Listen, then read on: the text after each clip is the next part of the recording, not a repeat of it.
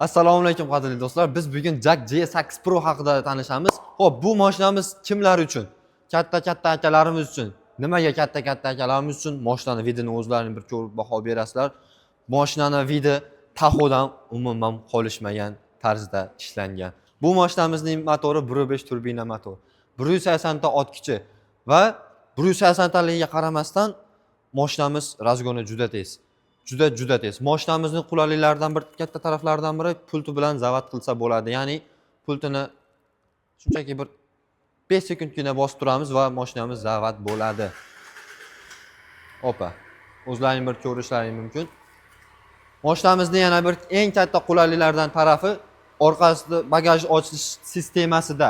Ya'ni siz bozordan chiqayotgan paytingizda qo'lingizda yuk nima qilishni bilmaysiz. Mashinani shunchaki kelasizda oyog'ingiz bilan bemalol ochsangiz bo'ladi. Hozirgina nimagadir ham bu narsa yo'q, oyog'im tegmadimi ekan? Mashina o'chiq holatda bo'ladi. Yo'q, mashina u yoniq holatda ham bo'lyapti bu narsa. Sraz kachesiz kerak-da, borib ko'rib. Xo'p, qadrli do'stlar, o'zlaring bir ko'rib baho beringlar.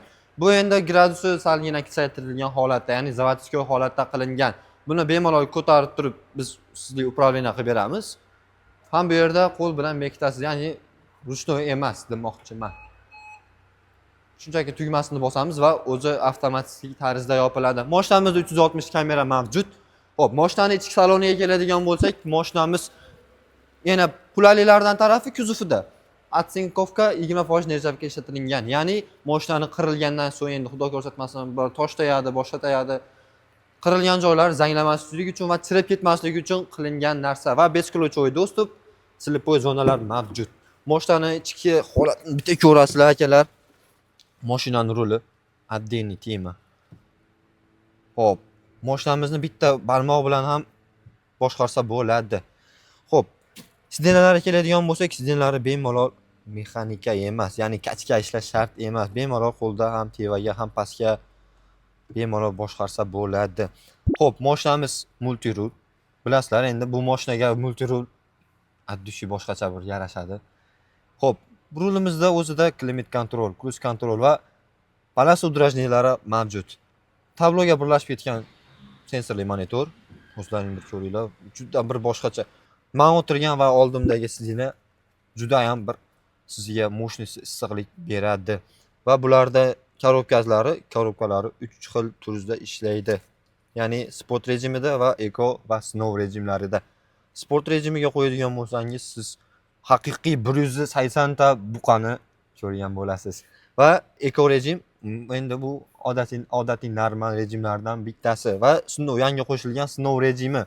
Ya'ni bu sinov rejim qayerda va qachon ishlatilinadi? Bu sinov rejimi muzli yo'llarda yoki sizga qattiq yo'llarda bemalol sinov rejimi ishlaydi va siyg'anishdan oldini olish uchun sinov rejimi ishlatilgan va bu yerda akustikalariga bir kattagina e'tibor beramiz. Va bu yerda hammasi napakoja emas, ekokojadan yumshoq bo'ladi. Xo'p, mashinamiz 2026-yil restyling varianti. O'zlaring bir ko'rib baho berdilaring, xudo xolasa. Bu mashinamizdan oldingi versiyadagi mashina, endi qo'pol qilib aytganda, bu mashina undan qaraganda 2 barobar yaxshilangan demoqchiman. Xo'p, bu yerda esa panoramli tom. O'zlaring bir ko'rishlaring mumkin. Hoppa.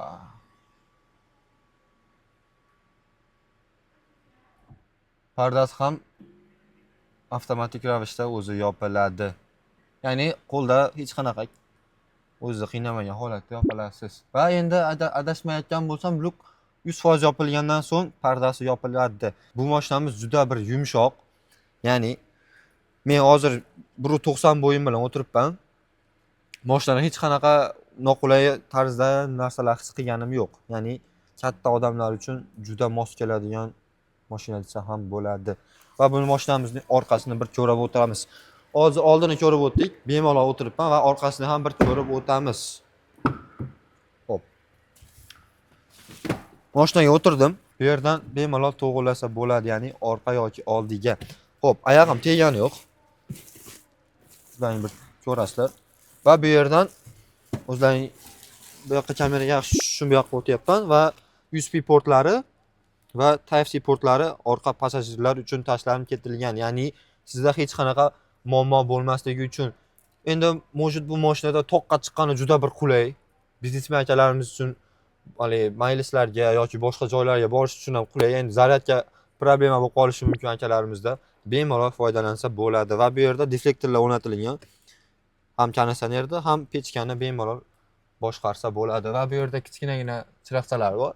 Bu endi bular отдельный tema. Bu mashinamizning balka bo'lishiga qaramasdan juda bir yumshoq, ya'ni nizovesiniy podveskaga deyarli o'xshash.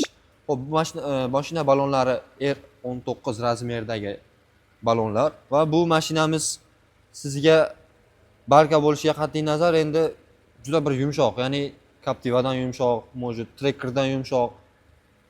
Ular sizga aka tavsiya qilaman bu mashinani. Yumshoqligi bo'yicha ham yaxshi, arzonligi bo'yicha ham yaxshi va bu mashinamizning narxi atiga 299 million so'm.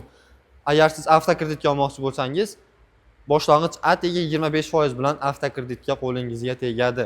Va bu avtomashinamizga qiziqqan odamlar yoki bir oddiygina savol berish uchun ham 24 ga 7 bemalol shu nomerlarga aloqa chiqishlaring mumkin. Hammaga rahmat, sog' bo'linglar, salomat bo'linglar.